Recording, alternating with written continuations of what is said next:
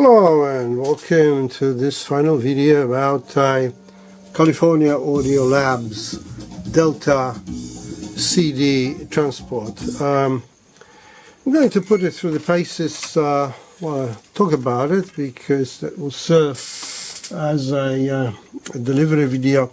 This thing came to me from a guy who bought a combo of a DAC and transport, and here he bought it for the DAC, but transport was given to him for free because it was faulty. It had a faulty processor, at least that's what the other workshop said.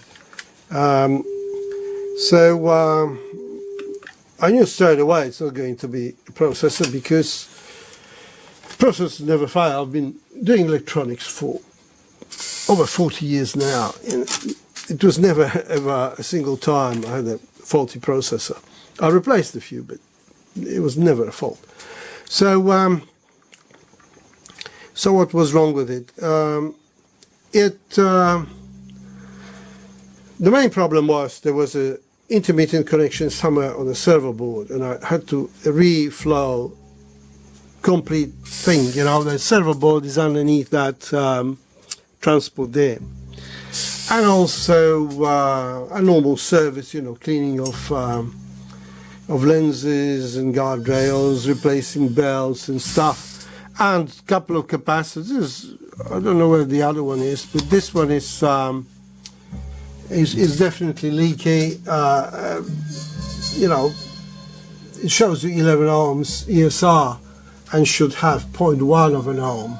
Huge voltage loss of 4.7% after 1 second, and it's a 470s on the 300 micro. So, but it's really, once I got the capacitors going and the mechanism serviced, it would work occasionally, and spraying it with freezer spray, I could find out which area on the servo board it was intermittent, and then I sort of reflowed the whole board, because well, if there was a dry joint in some place, or there could be another one in another place. I've done a video on it before, so I won't talk too much about what's in there. I want to show you some things.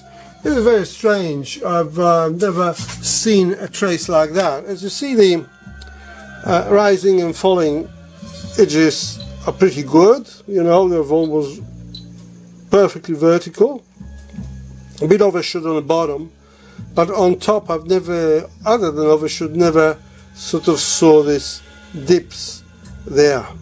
Not my brief to get rid of them. Normally you could probably, if you have a diagram, you could look what's there. There's normally flip-flops or inverters there that shape it. And if you put some capacitors, some power supply on them, or do things, it can sometimes clean it up. It has 3 outputs. It has a Toslink, we're listening now, and SPD, which is connected to the oscilloscope, so you can see that. And there's a ASBU there.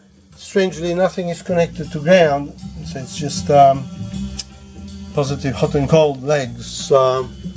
I don't have a cable handy, but we'll test it. I'll put a cable to the you know, benchmark DAC, because it has all 3. What's in it? The mechanism is a Panasonic RAE0113Z. Still available, not that cheap anymore, but they're available. And price-wise, these are much cheaper in America. You can get them probably for $500 US.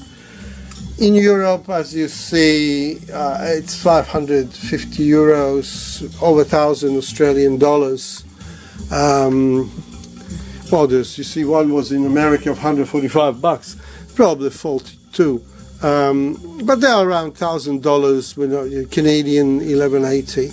So, well, I'm planning to charge the guy like $450 Australian for this, because it was a lot of time, and I think it's still worth it. You know, he's going to have a nice combo, and it's a very good condition, and now works very well. As you see, I played before a CDR, and then I played these test discs, and it with interruption, data layer, and black dots.